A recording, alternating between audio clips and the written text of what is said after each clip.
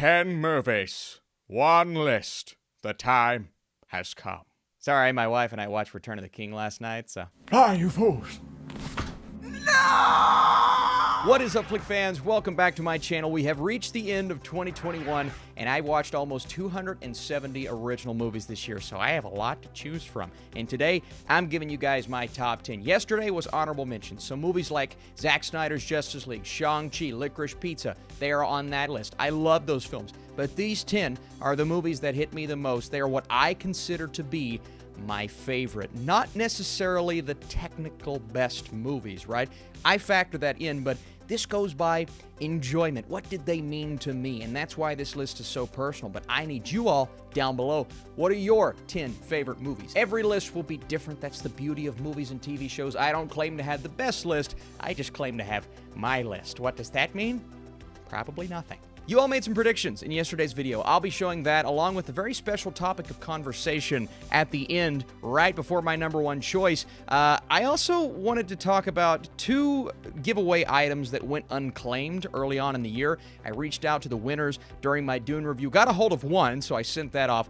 But I still have 2 left. So out of the items I've given away this year, I wanted to save these 2 for this video because it's a big occasion. Find out how to enter to win when we get to Dune on my list. Spoilers, let's talk about number 10. Directed by Michael Sarnowski, starring Alex Wolff and Nicolas Cage. This is a film that I had no clue would be anywhere close to my top 10 at the end of the year because I didn't know what I was in for. I thought I was in for a little bit of John Wick and some action with Nicolas Cage. But what Pig is, it's almost the opposite of that, even with a similar storyline. Nicolas Cage loves his pig, and he's very willing to do anything for his pig when it gets taken. But the film goes in such a drastically different direction, and it's dealing with topics that I never imagined would be interesting in a movie. Now, obviously, it's not a film for everyone. Not everyone that I've talked to has loved it, and in my personal life, not my movie space, I've had some friends like, okay, why do you think this movie is so good?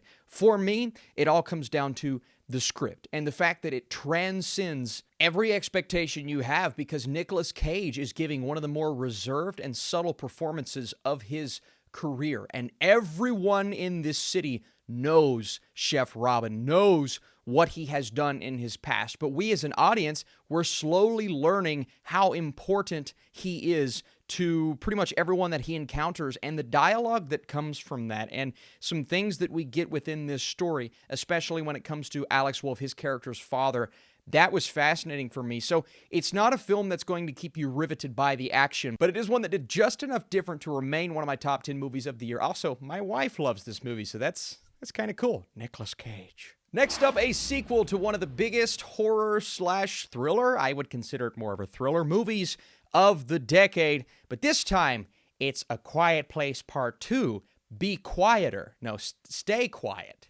No subtitles. Millicent Simmons, Noah Jupe, they are incredible, as are kids who are getting a bit older and thus more mature. Being in this situation is clearly very difficult, especially when you have a screaming baby to take care of, but they handle it so beautifully. Then you have Emily Blunt and newcomer to the franchise, Cillian Murphy. He fits right in. He is brilliant in this film. And when our characters split up, they go on their separate journeys. That's when the film for me started to hit its stride. And I was enjoying it just as much as the first. And I know a lot of people won't agree with me on that. That's fine. But I just thought the story and the building of this world and the fact that it was slowly getting bigger, you're learning more about the lore. Hey, that rhymed. But you're also getting that exquisite direction from John Krasinski. So this is a sequel that has just remained in my mind since it dropped. And it's been so long, it almost feels like it didn't come out in 2021, but it did. One of the first big blockbusters back in the theater.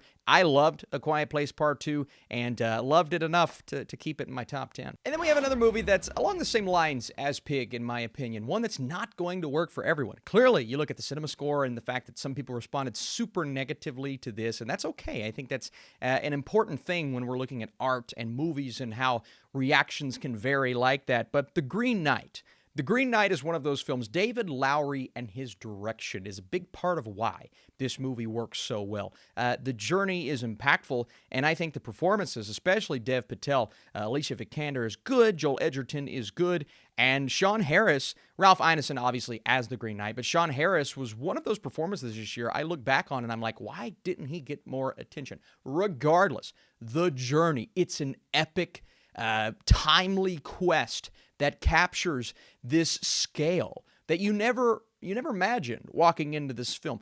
The cinematography, nobody's talking about it, but everyone should be talking about it. Some of these visual moments that we get are some of the most impactful moments I've ever seen on the big screen. I was blown away watching this movie, mesmerized from beginning to end. Now, narratively, you could say, well, what was the point of the journey in the first place? But I have some things about this film that I responded to so well and really enjoyed some of the dialogue. The only major issue I have with it was one subplot that didn't really go anywhere. Everything else came together for me, and I felt this movie was epic beyond belief. It's 2021. Why not have a Steven Spielberg movie on my list? Look, I was looking forward to West Side Story, but not on the level of, yeah, it's definitely going to be one of the best films of the year.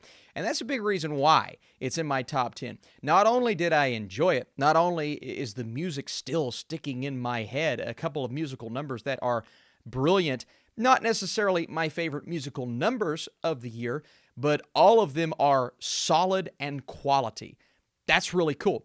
But on a technical level, this is, in my mind, one of the most high-quality movies of the year. It's brilliantly directed. The cinematography is gorgeous. I'm not even going to be upset if it wins some of these technical awards over a certain other film, because everything about it, especially the production design, everything about this movie is magical. And I understand certain people have narrative issues with this film, but it worked for me, and that's why it's on my personal list. And not that I didn't think Steven Spielberg couldn't do it. He can do anything he sets his mind to. He's earned that right. But I was thinking, is this really worth him coming back to do it, bringing us another West Side Story? The answer is yes.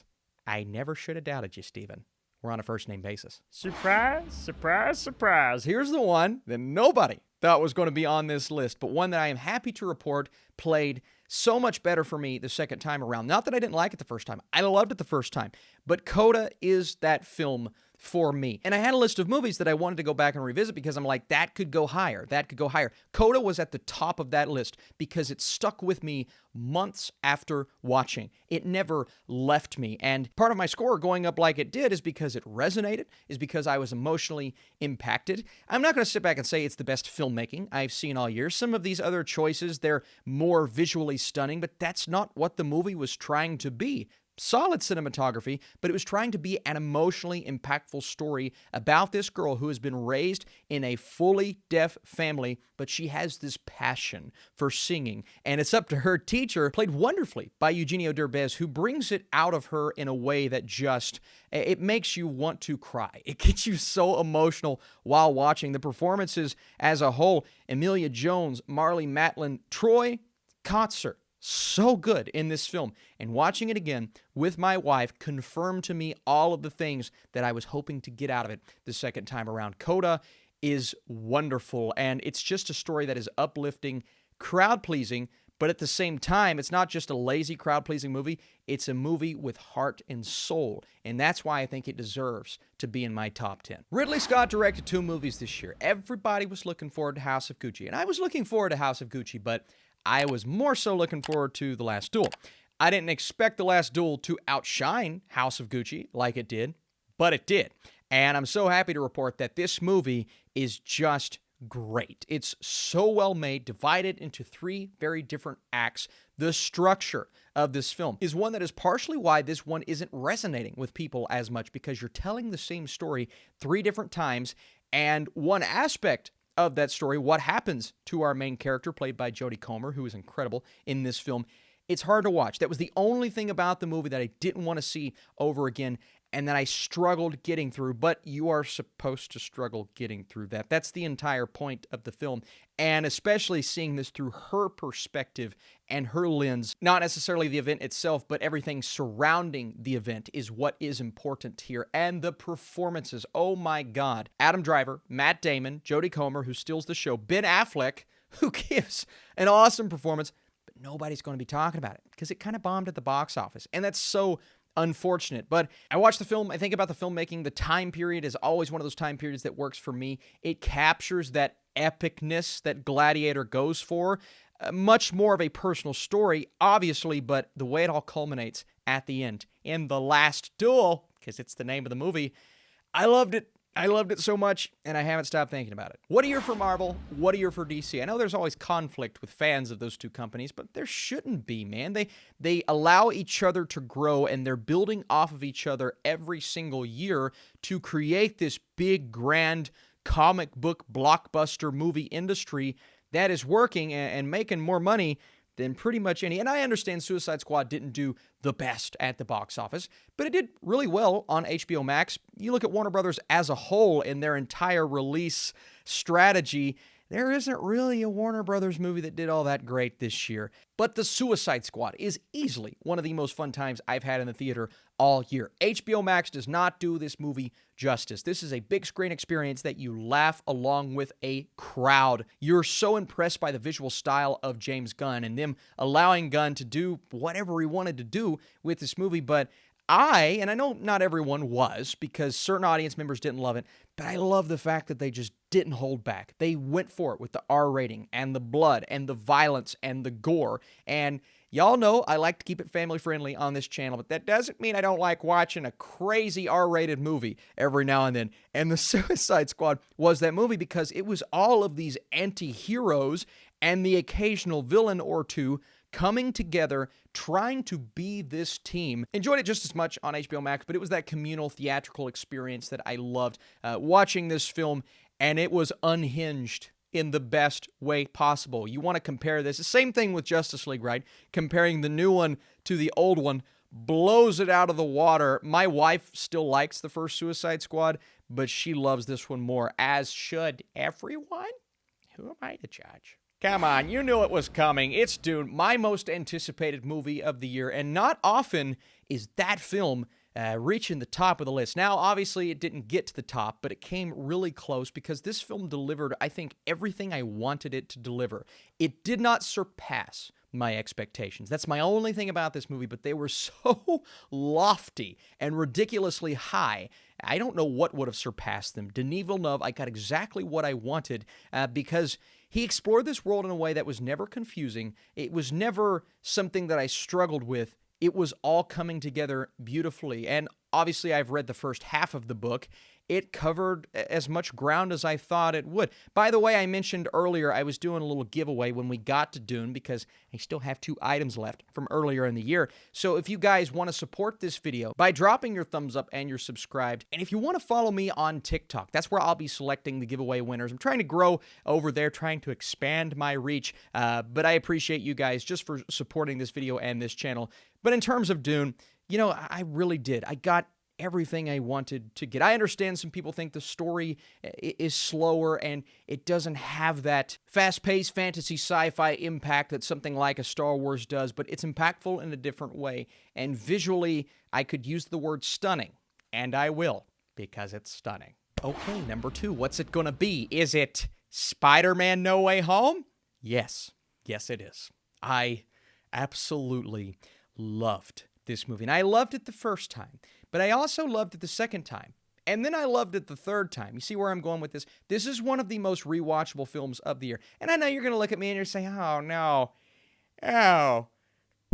Comic books? Yes, comic book movies. I was more of a DC kid when it came to the actual stories, but as Marvel started with Iron Man and slowly built up through the years, but really, you look back at what they've always been doing with the character of Spider-Man. Those characters, this one specifically, they've always stuck out to me as one of the most relatable and incredible characters within these stories that just resonate so much. And the fact that No Way Home was able to do that on a grand scale, open up the multiverse in a way that just leaves you stunned at the end of the day. And I don't want to go into details. I have a spoiler review on this channel, but I thought the progression of this movie was wonderful. And again, it plays off of nostalgia, but we've seen bad examples of that before, or really disappointing examples. A lot of people look at The Rise of Skywalker. That's nostalgia handled in a way that doesn't quite come together.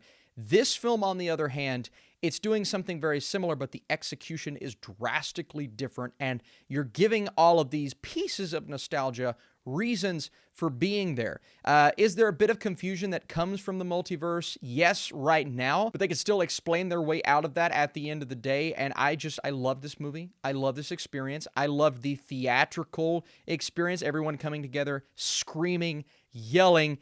Sometimes that can go overboard, but every theater I was in, they were doing an awesome job of just allowing those quiet moments to hit, but then celebrating when the movie called for it. That's what going to the movies is all about.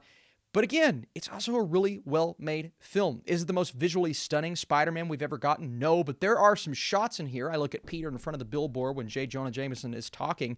That will resonate with me for the rest of my life. And the complexity of this plot, still giving us a personal story with Tom Holland. All of those things came together to create a movie that will resonate with me for the rest of my life. I love this film. I love Spider-Man.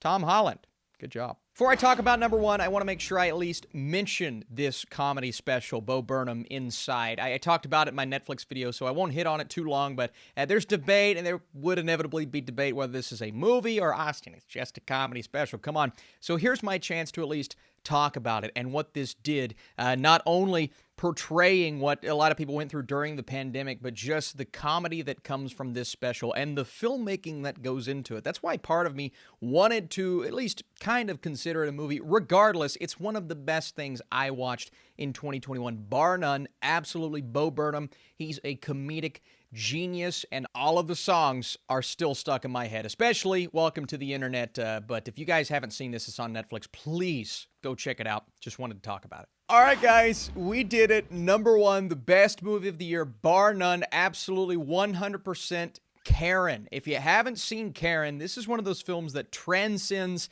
expectations. And I don't want to screw with you guys. Okay, the actual number one on this list. He's All That on Netflix. Okay, we've had our blockbusters that hit me in this emotional way that resonates. Then we have our independent films that are visually stunning and ones that will stick with me from a filmmaking standpoint. Let's combine the technically stunning films with the emotional resonance, and that gives us my favorite movie of the year, and that is A24's Come On, Come On.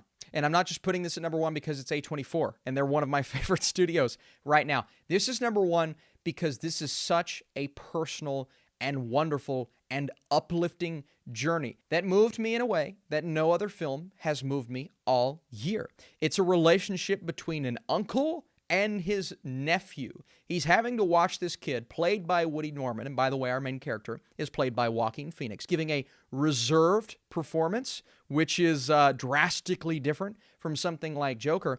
But while the mother is going through a bit of emotional turmoil herself, he's trying to figure out, how am I going to look after this child who is so mature for his age, but different compared to what I've had to deal with in the past? How can I break down those walls, and how can we become good friends at the end of the day? This familial relationship that is portrayed in such a heartwarming and wonderful way. Now, throughout the film, they're going to different locations, different states, and he's creating this documentary of sorts where he's interviewing these kids all about their lives, what they see for themselves, and in general for the future. But those interviews are actual interviews with actual kids, non-scripted. So you're getting legitimately real and sometimes beautiful answers, and then the movie itself is actually dedicated to one of those kids, and you'll see it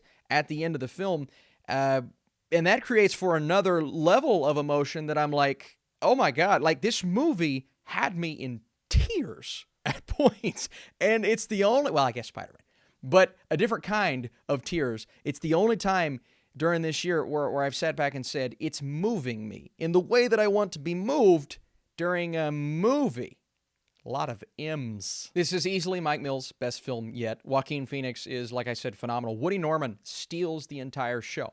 This kid is going to be a huge star if he plays his cards right and should be getting more attention.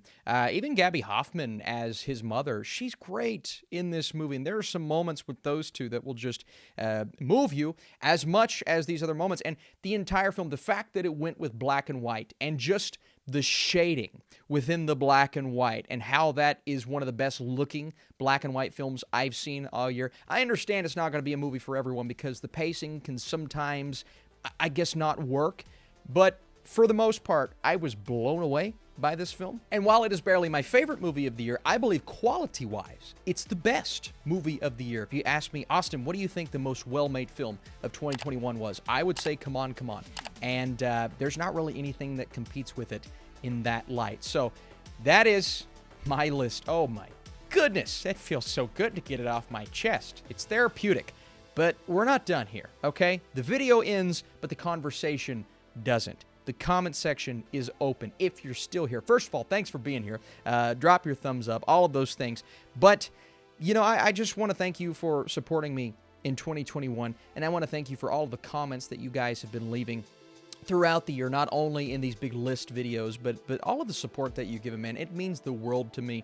And this is one of the biggest ones yet. So what I need you guys to do is drop your lists, your top 10, how it compares to mine, and how do you feel about my list? Honesty is the best policy. And I know, you know, it's all subjective, and some people are going to disagree, and if they disagree, they're going to be upset, and if they're upset, they're going to be like, why didn't you put this movie? In a way, that's what it's all about, but I don't feel bad for my list. I'm not changing my opinion unless I see a film that I missed, so if there's a movie I missed, let me know down below. And I'm logging everything I see on Letterboxd. I'll be updating that to match what I just told you guys. All of your support on Letterboxd. We're almost at 14,000, so if you guys would like to go check me out over there, that would be awesome. But appreciate it big time. This is not it, right? We have the worst movies of the year and best series of the year. I watch a lot of TV, so we're going to be counting those down. You guys the best. I'll see you soon.